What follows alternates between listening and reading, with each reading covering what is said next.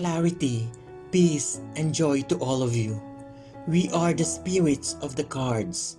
We influence the shuffling of the cards by blending our energy and choosing the right ones for you at this moment. It is our best intention to give you guidance, not prediction. However, you are all your own best guides and navigators for making important life decisions. Never underestimate your own ability to make the right decision in any given situation. Let your emotions be your guide. If it feels good, you are on the right path. If it feels off, better pause and contemplate. Then listen to your inner self. You are the creator of your own reality. Always remember who you really are. You came forth to this time-space reality from one source, from pure positive energy, which we all call love. A reminder to everyone that has long forgotten.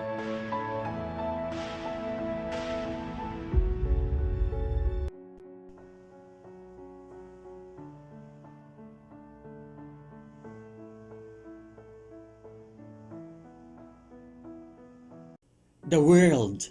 Success in anything worldly, but not for free. If it refers to another person, which is not that often, it is someone who can offer success on a silver platter. But watch out for the price tag.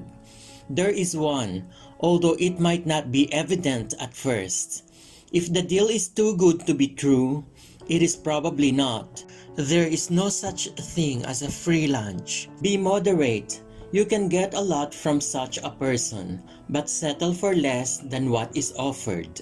If it is an event, and that is almost always the case, it opens up plenty of possibilities beyond your initial expectation. But be careful with your choices. There is a bill to be paid always. What you can get from this opportunity may exceed the bill significantly, or it may not. So before you jump into things, consider what may be the consequences at length. If it refers to you, it means you are willing to risk it all for an opportunity coming along. You want to go for it without hesitation. That is fun and can be rewarding, but it can also lead to unexpected disadvantages, though it may take quite long before they are revealed. You should really be cautious of your own eagerness. Don't bite off more than you can chew, but sure dare to take a bite. Page of Pentacles. Time to dream and let the fantasy go. That gives strength and opens for new possibilities. Be optimistic. When we meet the Page of Pentacles, we see immediately that she is one that is ambitious and focused. She is protected, nourished, and provided for. She is deeply tied to the earth, nature, and all of its gifts. She cherishes the body, for it too is something which is a manifestation of her element. Her diligence, ambition, and loyalty drive her to quickly make plans for the future, for it is there where her focus lies. When you meet her, she may be the bearer of news connected to all earthly and material matters.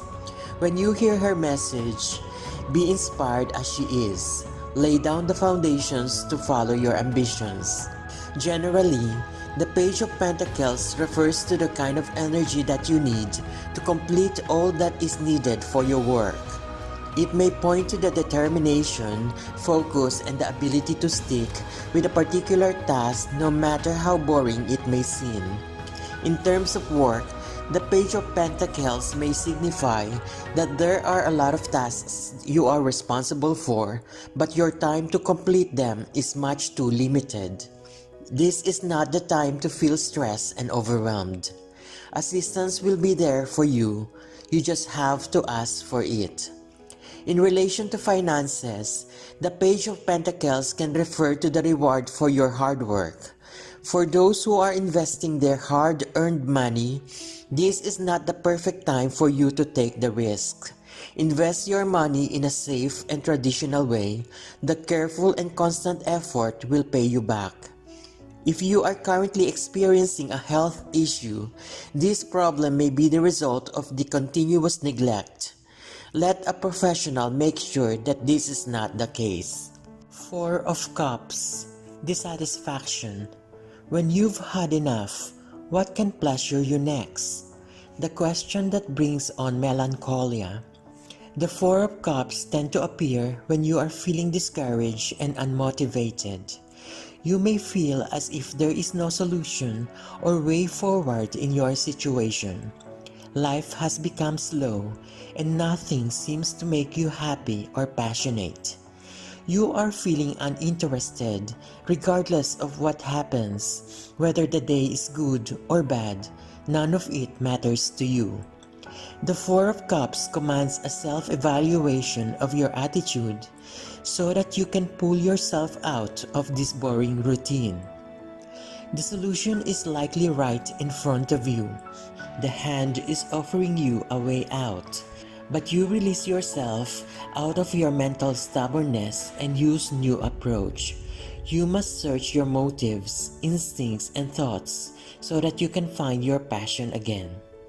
The Four of Cups revolves around finding your true interests and working towards fulfilling them. Our lives are short and sometimes monotonous, but we must create meaning for ourselves. Our individual callings are not just there for us to find, but to decide and to imagine.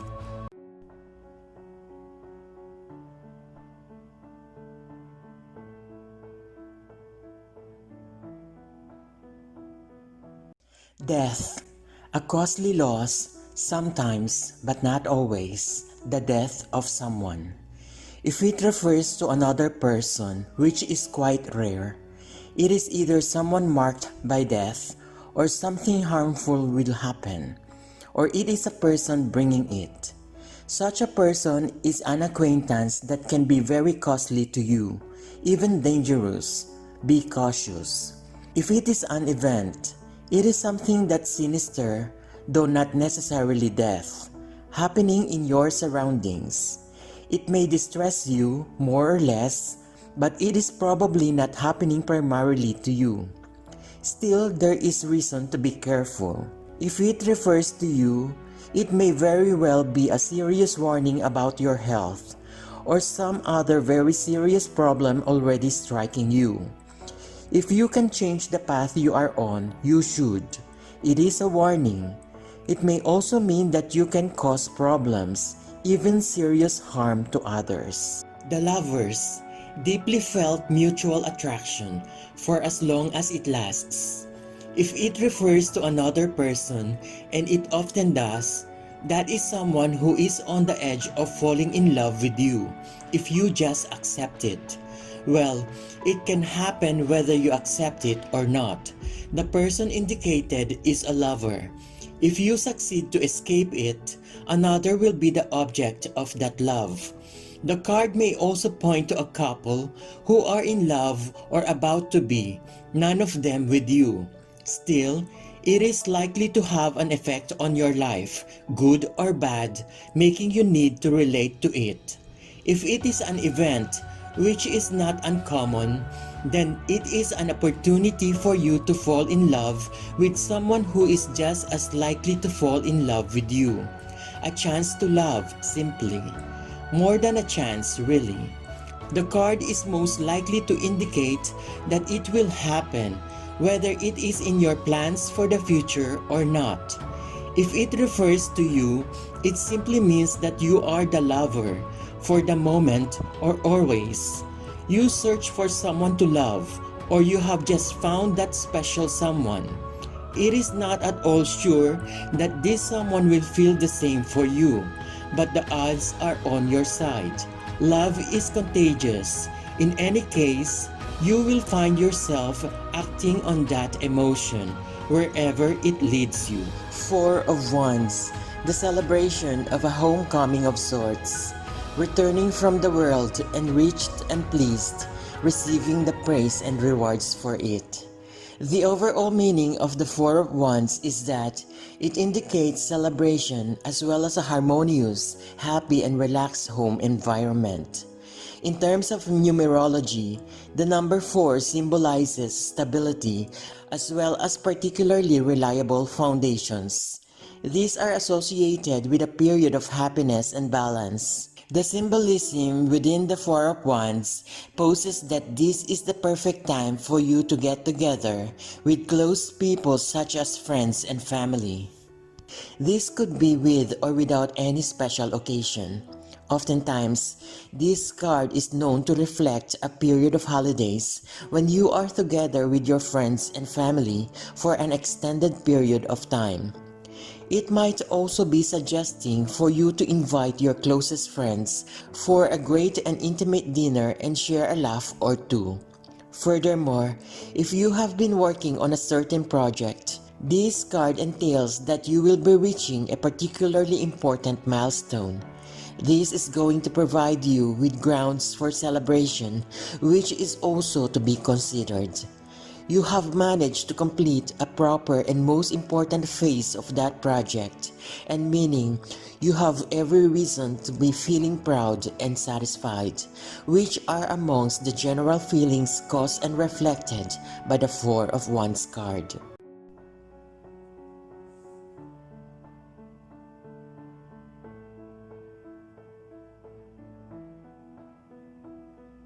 Ace of Pentacles. This card is like an exclamation mark. An idea is forming, demanding contemplation. It can lead to a lot of good things. The aces are all indicative of new beginnings. When you draw any of them, it means that you are at a point in your life where a new cycle is beginning. You are about to start once again. Because the Suit of Pentacles is primarily concerned with all things material, not just financial but also with the sensual. This new cycle could manifest itself as a new career, the undertaking of a new venture, or the start of putting more care into your health. Wherever this beginning takes place, the Ace of Pentacles assures that what is to come will bring great abundance and opportunity. To see the Ace of Pentacles indicates a seed being planted in the material world in your feelings of security and stability. Like a seed, this opportunity must also be nurtured and sometimes invested in with energy, time, or funds. Watering this seed has the potential to be very rewarding, for anything that is grown on this energy is meant to be stable, secure, and give a good harvest. Prosperity is coming your way. One also has to make sure that they are psychologically prepared for the opportunities that are appearing. To be able to harvest the gift of the Pentacles, we need to be filled with the calm that stability brings. This is a kind of spiritual prosperity, if you will. This kind of mindset can mean we become open to trying new things and not sticking to the old, washed-out routine. The Magician, a sudden solution as if by magic, but it may be just an illusion. If it refers to another person, and that is usually the case, then that person is one who trusts that, so to speak, magical solutions. It is not the realistic approach, but the daring and the imagination of it may still actually work, at least for a while. This person may be impressive and seems to accomplish the impossible, but you probably have your doubts. You should. If it is an event, which is not that likely, it suggests a situation where the solution comes as if by magic, inexplicably.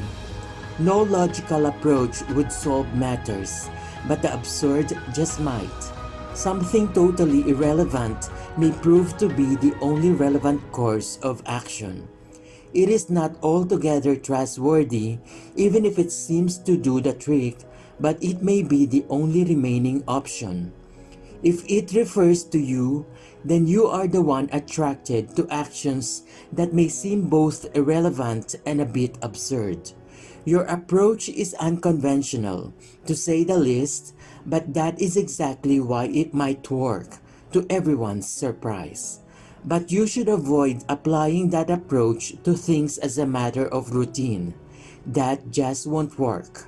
Know the time and the place for it and stay cautious of what it might lead to at length. The world of magic is not predictable. Eight of Wands. Possessions on the move, risking to get lost. Hard work that is costly but necessary to overcome several real obstacles.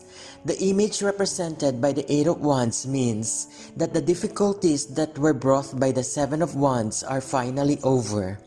It signifies a strong level of energy which states that different aspects of your life will be new and innovative.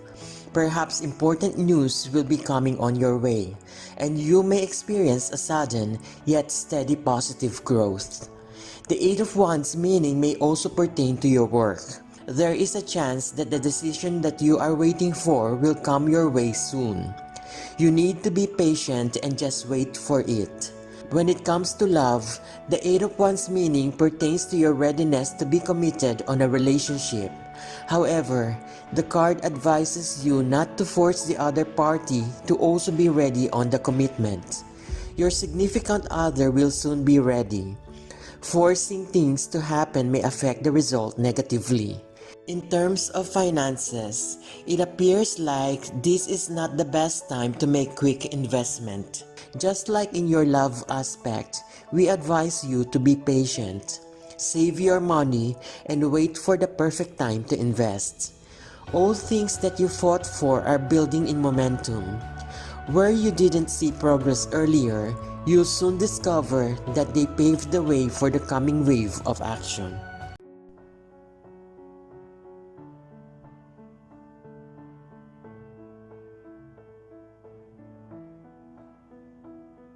Eight of Swords.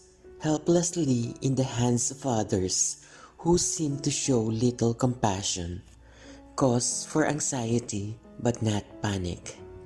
The general meaning in the Eight of Swords is that of a feeling of being trapped and victimized. You may feel powerless because in your mind, you feel that changing the situation might be beyond you. This feeling of helplessness that you have, the feeling that you have no company in your life, has played a major role in making your situation worse. Surrendering one's power to an unknown entity, whether it is destiny or God, the government, or something else, means that you are giving away your own personal responsibility to affect change. You have willingly gave up the driver's seat in the journey of your own life, and it isn't going well for you. It is advisable for you to avoid making an important decision at this time since your judgment is likely uncertain. The good news is that because these traps are things that we create ourselves, we can also leave them if we put our minds to it. It is simply the matter of taking off the blindfold and seeing beyond the limited perspective that we created for ourselves to see the possibilities and to recognize that you have your own internal power. Nine of Swords. Regret of choices made and anxiety of choices urgently needed to be made. There is no way out of responsibility. The Nine of Swords is often associated with fear and anxiety about all the things that worry you and keep you up at night. Sometimes this card can be associated with trauma, one which may be shameful for you to reveal with others about, and all the psychological responses that come from experiencing that trauma. When we are never released from the entrapment represented in the Eight of Swords, we escalate into the Nine of Swords, where we are troubled by nightmares. The Suit of Swords is one that is concerned with the mind, with logic, with intelligence, and with communication, but somehow the Nine of Swords was caught on the destructive end of the mind, the one which turns inward on itself, multiplies, and becomes worse. Questions are bothering you, and you find yourself reciting all the possibilities, all the things that can happen to you. You are haunted by what could be. There is a sense of repetition within this card that some event which has troubled you before and one which you managed to either hold back or run away from is coming back again. Sharing your grief does at least provide an outlet for your pain and may release you from carrying this burden alone. Is there anyone that you can feel comfortable speaking to? Seven of Pentacles. Time for contemplation, which will lead to splendid ideas. Once they are ripe, these ideas will create prosperity. The meaning of the Seven of Pentacles relates to investment and effort. It refers to the end of financial or material hardship. If you have been putting in time and effort in your work, it signifies that your efforts are paying off, and they are going to pay off in the future as well. If you are looking to invest, the Seven of Pentacles suggests that you are ready to put in a lot of effort, time, and work into whatever you want to achieve. It reaffirms you of your long-term vision and helps to show that you are not restricted to seeing results in the short term only. It shows how much you value the investment because of the effort that you are willing to put in. The Seven of Pentacles is also related to fear of failure. You do not know whether you are going to reap fruit from your hard work. It could also signify frustration when there is a delay. You may have been putting a lot of effort into your projects, but it does not seem to bear any fruit right now. The good thing is that it means that you are learning from your failures and mistakes. It may initially not seem like it, but mistakes allow you to look into how to better invest your time to get the most out of your future ventures.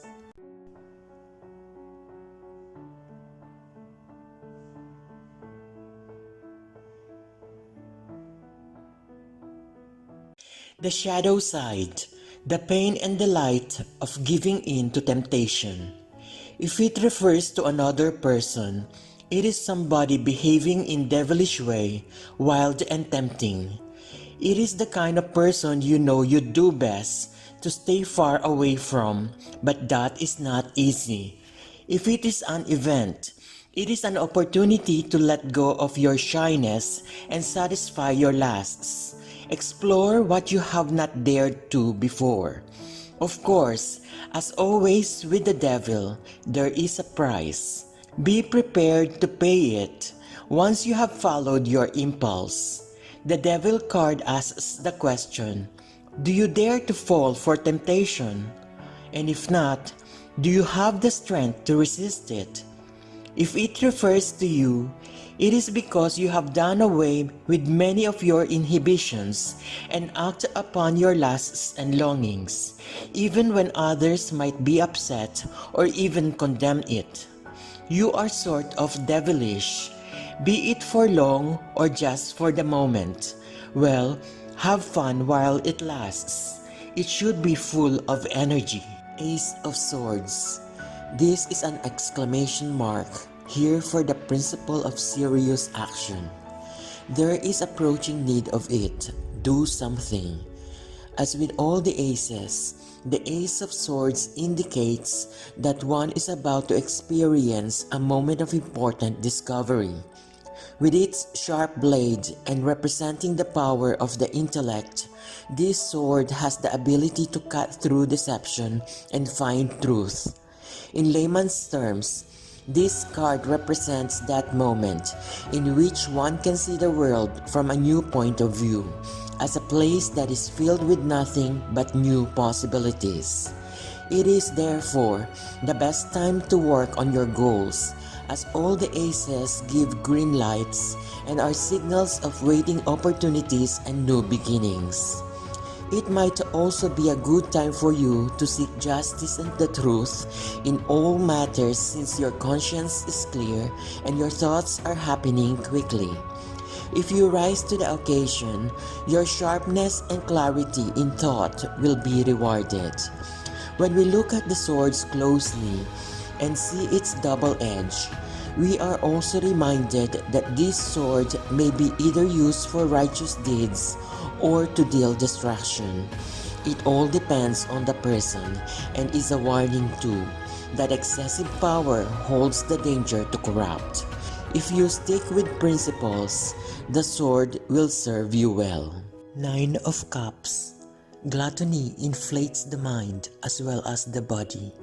So does complacency, the gluttony of the mind. After a long journey, the Nine of Cups symbolizes the finding of self-satisfaction. The emotional journey of the Cups is starting to come to a close after the uncomfortable ups and downs you face in the earlier numbers of this suit. You have struggled to find purpose and joy after loss. You have tasted the different things that life offers, and you have left comfort in order to find greater heights. Here, you have found them, and you are indulging yourself as you celebrate this new stage of your life. When we look at the Nine of Cups, it can initially seem like one of the most pleasant cards that may appear during a reading. This is also referred as the wish card, which means that the things that you desire for or your most perfect dream is bound to happen. The Nine of Cups is normally associated with extreme happiness and satisfaction. With regards to your work, there is a good change that something wonderful will happen in your workplace. It is time for you to push on your suspended project, or if you have something that you desire greatly, there is a possibility that you will finally achieve it. It also holds a positive meaning when it comes to love. Your romantic relationship with someone is destined to reach a new level. In case you are still single, this is the time to socialize with new people. In terms of finances, the Nine of Cups is also a positive messenger. It can mean that the financial state that you are hoping for will soon be achieved. In your health, the test that you have to undergo will lead to positive result. The good energy that you are receiving at the moment should be used to improve your health habits.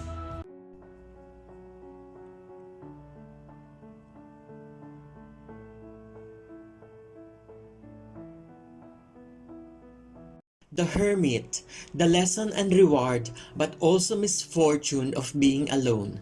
If it refers to another person, which is often but far from always, it is someone refusing to get involved. He or she tends to go away in solitude whenever having the chance, and is most hesitant when approached by others. A difficult one to charm indeed. You and others wonder if that person is at all aware of your existence or cares about it. So, it is not one easily made to commit to any kind of companionship. If it is an event, it means that now is the time to retreat and contemplate the situation carefully. No action is appropriate for the moment. Give it time. Consider all the options. By time, a solution might appear. You should wait for it. If no solution appears, no matter how long you wait, you might do well to consider to leave the whole situation be. Do nothing about it and move on elsewhere.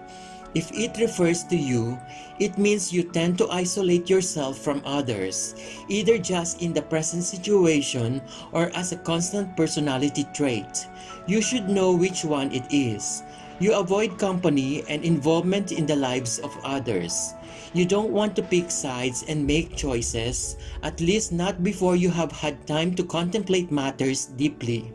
Others may react with outspoken impatience, but that will not change your mind. Actually, it only makes you more committed to listening to your own mind instead of their words. Page of Swords. Bravery to the point of being careless, but there is so much more to win than to lose. Bright and alert, the Page of Swords is someone who never seems to run out of ideas.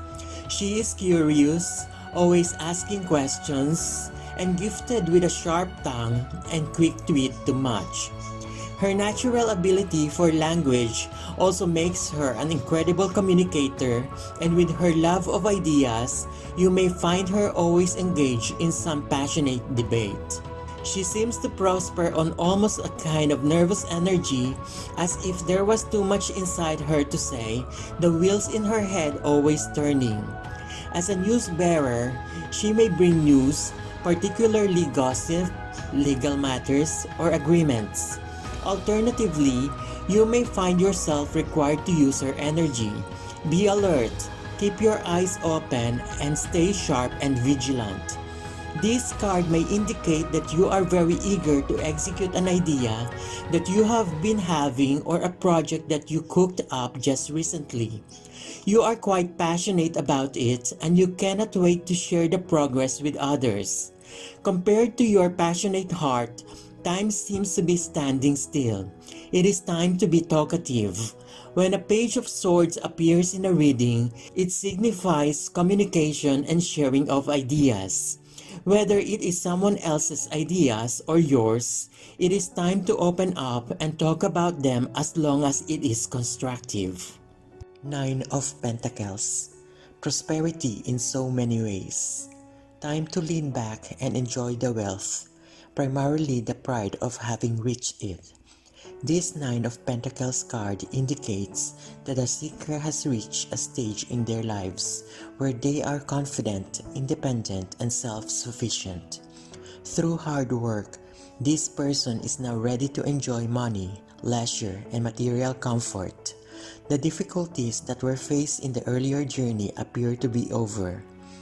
The Nine of Pentacles brings not only joy, but also the feeling of security and freedom that material wealth can bring. Looking back, the seeker can now celebrate the difficulties, the struggles, and the hard work that lined her path. Her previous challenges gave her the wider perspective she needs to understand the spiritual value of her success. Knowing how difficult it was to get here, she intends to enjoy every single day that is given to her. Sometimes this card indicates that the seeker has not yet reached completion in their journey. There is something that is missing here, the element of her community and relationships. The gifts are meant to be shared, and yet this woman is so far from home. The Nine of Pentacles can also be about a specific time period of this person's life. This time is about self-discipline and grace. Diplomacy and grace will lead to the desired outcome.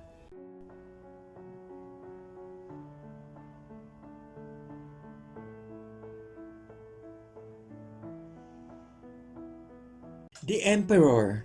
You are up against real power, so yield or suffer the consequences. If it refers to another person, it is someone you just have to obey whether you want it or not. He or she has the power to decide the outcome, and it would cost you very dearly indeed to oppose. You are likely to be aware of this beforehand, since you know what power you are up against. If it is an event, you have to accept that the outcome is out of your hands. It is decided elsewhere and you just have to comply or suffer the consequences. As they say, you can't fight City Hall.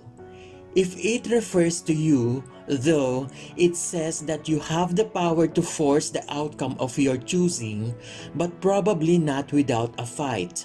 Don't worry, you will win it. The Chariot. Triumph, but beware of its consequences at length. If it refers to another person, which is not that often, it is someone who grants success with whatever is at hand, also yours, even if your accomplishment might not have been decisive. If it is an event, which is what it usually does, it indicates a most fortunate outcome. But you have to consider what the long-term consequences might be. Envy from others is definitely one of them. If it refers to you, it shows you being impressive and successful. You have the ability to get where you want to go. Remember that the trick to accomplish lasting success is to be modest about it, and that is not always easy. Ace of Wands. Every ace is sort of an exclamation mark. Something important, even remarkable, will take place in the case of Wands regarding your material circumstances. It is neither good nor bad, but very significant, indeed affecting your relation to material matters. Wands symbolize creativity, and the Ace of Wands is the boldest among the cards in the suit. It is not the kind of creativity that you learn from school or as a hobby. It is bravely finding your own voice. It creates a place where you can develop your own vision. In other words, it is associated with willpower and creativity in the cosmic sense. When you draw the Ace of Wands, it is an indicator that you should just go for it. Take the chance and pursue an idea that you have in mind. Take the first steps to start the creative project. The Ace of Wands calls out to you to follow your instincts. If you think that the project that you've been dreaming of is a good idea, then just go ahead and do it. The Ace of Wands can also perhaps mean that you are waiting for a sign to start a project. To draw this card pushes you to act now, instead of worrying over research and more planning. Take small steps today, and then continue to grow your ideas over time. Action is what helps you grow and build momentum. Don't remain in the abstract. Another Ace of Wands meaning is the occurrence of an important discovery moment in your life. It is a time when you are motivated and inspired about a passionate project or idea. You are excited about the opportunities that are opening up for you in the near future.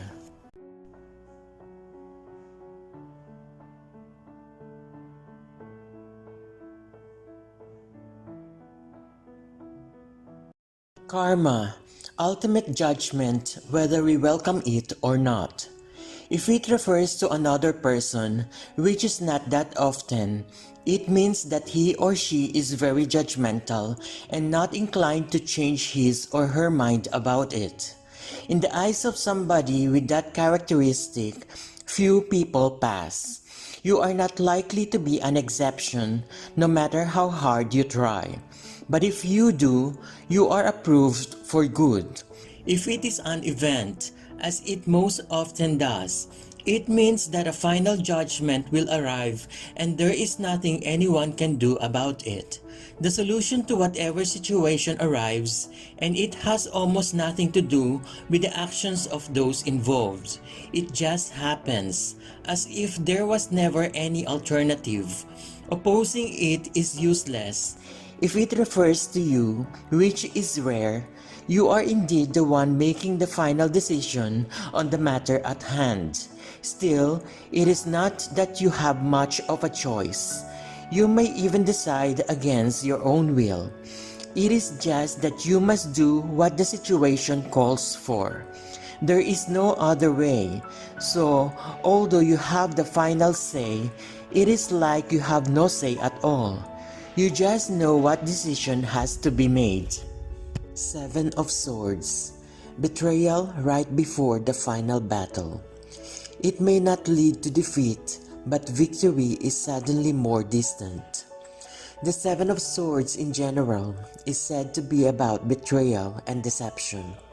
When you get this card, it may suggest that you or someone else in your life is having difficulty getting away with something. There are instances when we are forced to be deceitful, hoping that we will not be discovered. When we are found out, we have to face the consequences, whether it is embarrassment, punishment, or worse. Sometimes this happens when there are instances when you had to make a quick decision and did something that was somewhat rude or out of character. Now there is a danger of the secret coming out. You may be tempted to disappear from somewhere, indicating a situation that is no longer working as expected. Instead of dealing with it, you choose to leave and hope that you will go unnoticed. Perhaps you were hoping that this issue would just resolve itself over time, and you've neglected it, leaving it to only grow and get worse. The big question when looking at the Seven of Swords is whether escaping will solve this problem that you are facing. While you might be thinking that you have gotten away, you discover that the situation has cornered you and you are found out as you are trying to escape. There are instances when the Seven of Swords may indicate the willingness to go solo. You may have the urge to explore and discover some things on your own. This can be an effective approach if you want to declare your independence and bypass group agreement. The Seven of Swords symbolism may be encouraging you to go on this path. Sometimes innovation comes from a dishonest genius. Six of Swords, a most expensive outcome of a big journey.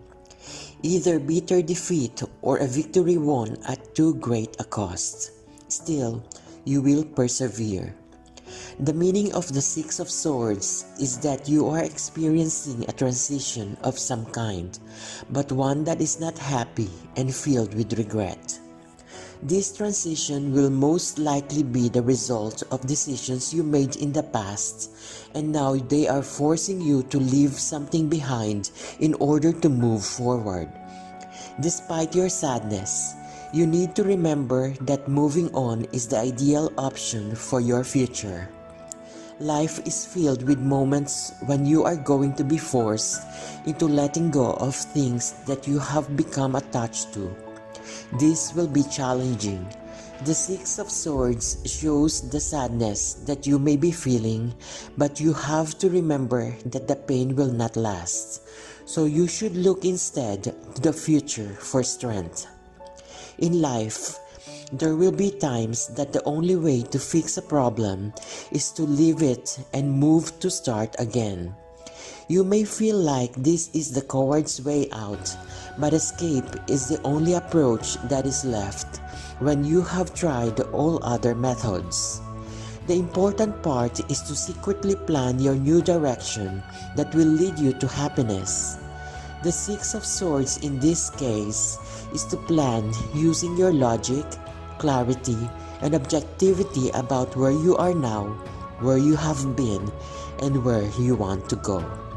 Intuition can help, but you need to think logically to ensure your success.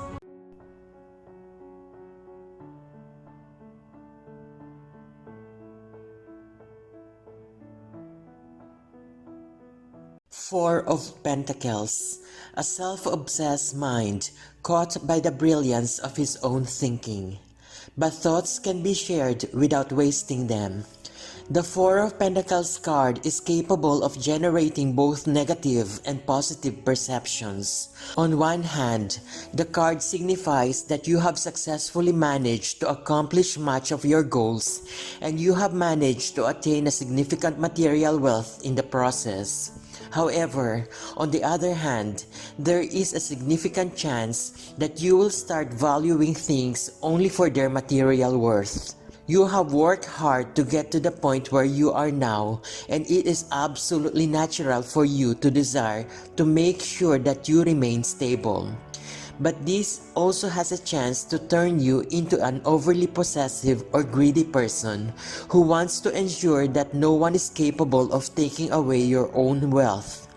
The Four of Pentacles is also a card which shows that you are currently in a position in which you have solid investments and that you are financially stable.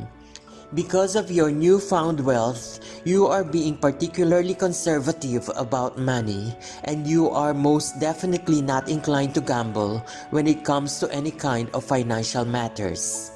You are protective of what you have managed to accumulate throughout time, and you desire to steadily increase your overall net worth. Be aware that without risk, there is no reward. If you spend too much of your time attempting to conserve, you may become a prisoner to your own material possessions. Wealth is a kind of energy as well, and we create what we express. Four of Swords. Not every hero won the battle, but it is still heroic. Treasure how your action will be remembered. After the time of chaos, anger and pain represented in the Three of Swords, the Four of Swords can signal that it is time to retreat. The Four of Swords is a moment of rest. Whether this is from a choice to withdraw or whether it is from pure exhaustion, it is not clear. We are still weak from the wounds that were inflicted, and the battle weapons still hung above us as a very serious reminder of what was lost. In order to continue and re-emerge in your daily life, you must take the time now to take a breather. There is always the unclear fear that something more is bound to happen again, and it is advisable that you take all chances to rest. You need to gain strength and clarity in a quiet environment away from your current circumstances. It is time to reevaluate, organize, and understand your priorities. This helps to rejuvenate one's spirit and you come out stronger than before. The Four of Swords indicates that it is time to gather new strength and prepare to face a new challenge. You have faced crisis after crisis and it is exhausting you. You can face a new challenge only after getting away from everything and embracing a new atmosphere. Take the time to nurture yourself to re-enter life. Within us glimmers hope, and it lies quietly, waiting to reveal itself after we are healed again. Ace of Cups. The ace is an exclamation mark. Now, it is all about feeding comfort in a time of sadness. Bliss is around the corner. Getting the Ace of Cups shows that it is time to let loose of whatever emotional baggage you have and start living your life to the fullest. Like with all the other aces, there is a new beginning that is indicated here, a chance to start fresh. It might come in the form of opening yourself up to the possibilities of new relationships, romantic or otherwise, that have the ability to make you emotionally fulfilled. The release indicated by this card may either be spiritual or emotional, depending on what you are going through. The Ace of Cups may come to a reading after a long period of being lonely or enduring something that deeply hurt you emotionally, and its appearance may be there to announce the turning over a new leaf. It is important for one to open themselves to more opportunities for friendships, love, and spiritual learnings. There is a chance now to put your past behind you, for you are being offered the gifts of the cups. It is up to you whether you take the cup and drink to the fullest.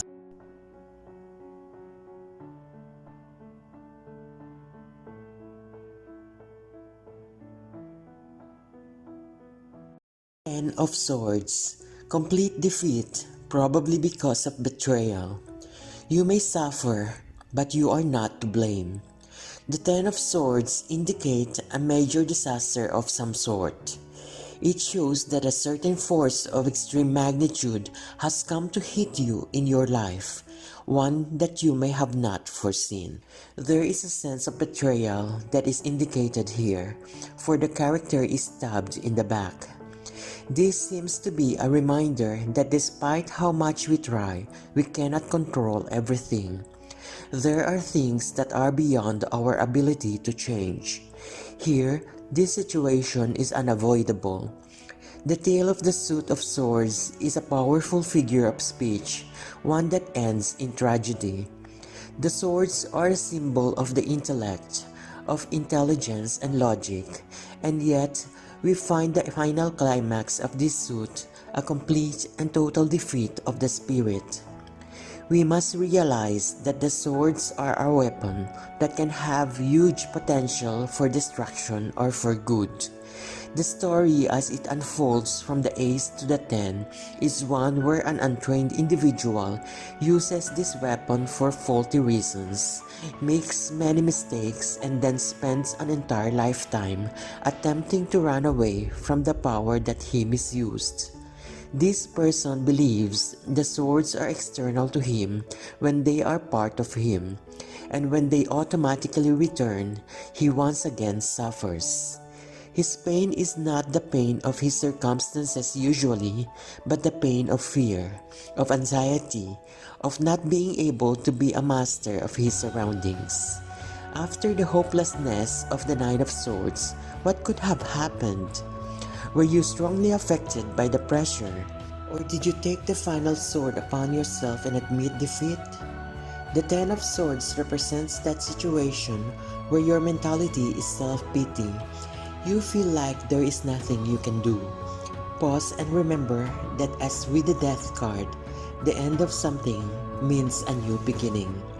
Let go of what you have lost and focus on the new path forward, because that is where your life is meant to go. A good example is a breakup with your partner. Though it could be intensely painful, it could also be the beginning of a new sense of independence. Two of Swords. Where to go when both directions are risky and still speed is called for? You must decide, although you can't be sure. When we see the Two of Swords in a reading, we are encountering a stalemate. Two equal and opposing forces are joined in battle, and there seems to be no end in sight. This wasn't what you had in mind when you chanced to walk down this path, and you find yourself caught in the middle. Without something or someone to take part to prevent or change a result, this may continue indefinitely. We find ourselves in a situation where we must make a choice. We can side with one part of the situation, or we can side with the other. Neither seems particularly appealing, which makes the decision even more difficult. But unless we move past this stalemate, there can be no more progress. The Two of Swords is often related with balance and partnership. It signifies the need to keep your relationships balanced. Regardless if it is in business, friendship, or romantic relationship, you may find yourself struggling to maintain the current state of affairs and may find yourself caught in the middle. In regards to your work, you may be currently stuck and perhaps waiting on another party's decision. Remain patient and avoid pressuring people in making their decision abruptly. The Two of Swords meaning may represent a warning to have caution. Like the woman in the card, you may be choosing to keep the blindfold on, hoping the problem will just go away. You should avoid evading any issues that you are facing, since it will not solve your problems. Queen of Cups. Stuck in obsession, what the feelings use to trap the mind and vice versa. It is not worth it. We can understand the meaning of the Queen of Cups from taking a closer look at the woman in image. She is seen as compassionate, caring, sensitive, and nurturing. She connects with people on the emotional level, so people enjoy her honesty and fairness. The appearance of the Queen of Cups in a reading can be guiding you to find help from others. Most times, like the other queens, this is a female figure that will come into your life. The Queen of Cups has an intuition which is very powerful and is only matched by the one of the High Priestess. The Queen of Cups acts as a mirror and reflects the depths present in others, so they see themselves in a new light. Most times, the Queen of Cups can also represent the trusted inner voice you have within you. She seems to say that you should take the time to focus on your emotional health before trying to help others. Self-love creates compassion. The Queen of Cups can also reflect your relationships with other people. You may be the emotionally strong rock that serves as an anchor for someone else. You may be here to help teach and support others using your intuition instead of logic. The Queen of Cups normally thinks with her heart instead of her mind. She can lack rationality and common sense, but she can also be intuitive, dreamy, and almost psychic at times. The Queen of Cups could be the answer to your problems when a logical approach is not working.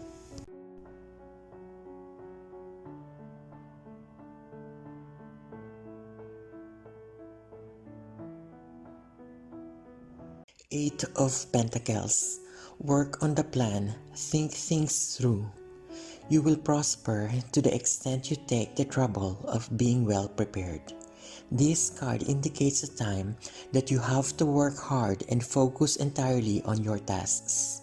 This is not necessarily a negative situation, but this means that you must really strive to be the best. The task that you need to accomplish can be personal or professional. No matter what type of task it is, do not be afraid to ask for help when things get overwhelming. The Eight of Pentacles refers to the efforts that you undertake. There is a possibility that there will be a lot of things that you need to address. Hard work is essential, but you still need to find a balance. When it comes to work, those who are seeking employment should expect that the nature of their job will be demanding. The Eight of Pentacles also indicates that you need to be confident in yourself that you will be able to fulfill the job. For those who are currently employed, you will be responsible for carrying out more tasks and responsibilities. Never hesitate to ask the assistance of your co-workers. In terms of love, your work may possibly be affecting your relationship. Regardless of how demanding your job is, you need to make some time for your emotional connections with other people.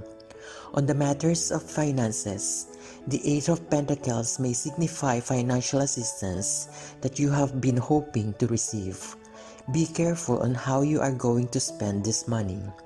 Remember that this is a fruit of your hard labor and not luck.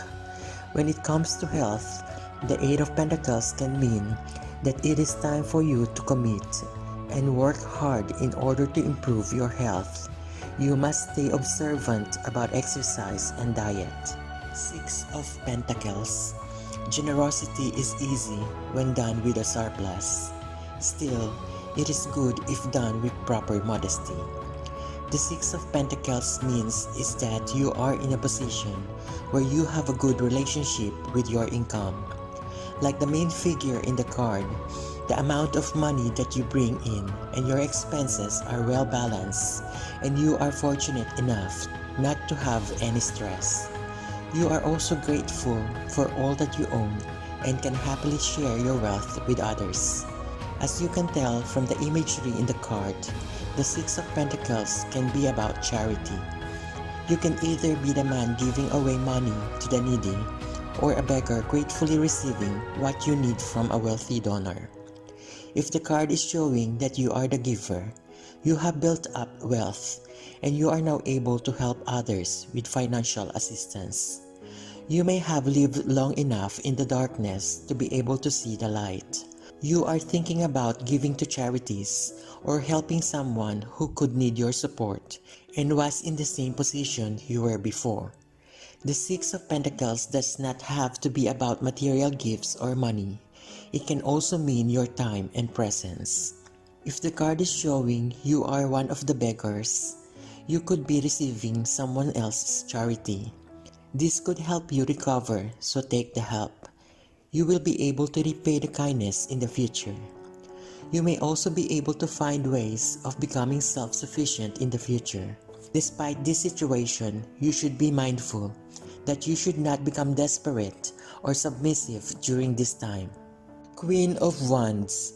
You have your possessions and know how to keep them, but do you know how to increase them?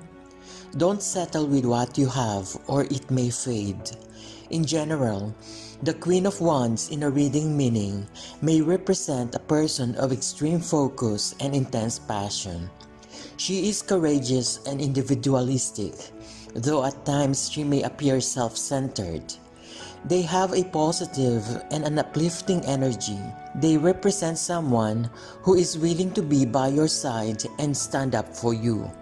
In terms of work, the Queen of Wands signifies that you are planning to accomplish a significant amount of achievement in just a small amount of time. In the event that you are looking for a job, the appearance of this card may mean that a woman will play a major role in your career move. Generally speaking, in terms of your career, things are looking pretty good. The Queen of Wands in questions of love also sends a positive energy. For people who are searching for love, there is a possibility that you will find it soon. When it comes to your finances, there is a chance that you are being carried away on spending a significant amount of money. We advise you to keep your expenses on check, or you will regret it in the end. In terms of health and spirituality, the Queen of Wands meaning may pertain to a spiritual hunger, a quest, or a search for meaning.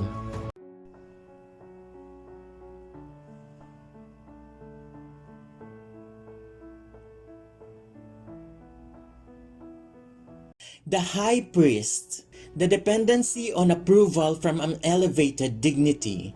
If it refers to another person, which is most often the case, it is someone very self-important indeed, whom it is of vital importance to treat with respect, whatever you might feel about it. You need that person's approval. At least, you can't afford offending him or her. Watch out, because the High Priest is a person that is much more important to the final outcome than you might expect.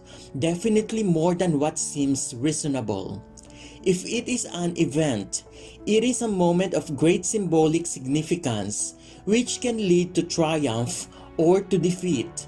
The importance of it must be respected, or things are unlikely to go your way. Still, your own influence is minimal. Things beyond your reach and ability are involved. There is not much more to do than hope for the best and make sure not to offend anyone. If it refers to you, then you are in a position that others can't ignore. It is not exactly one of power to decide or spring into action.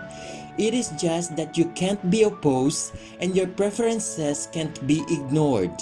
You don't have to be modest about this strong influence, but you should. Tomorrow, in another situation, things may be very different, and people remember.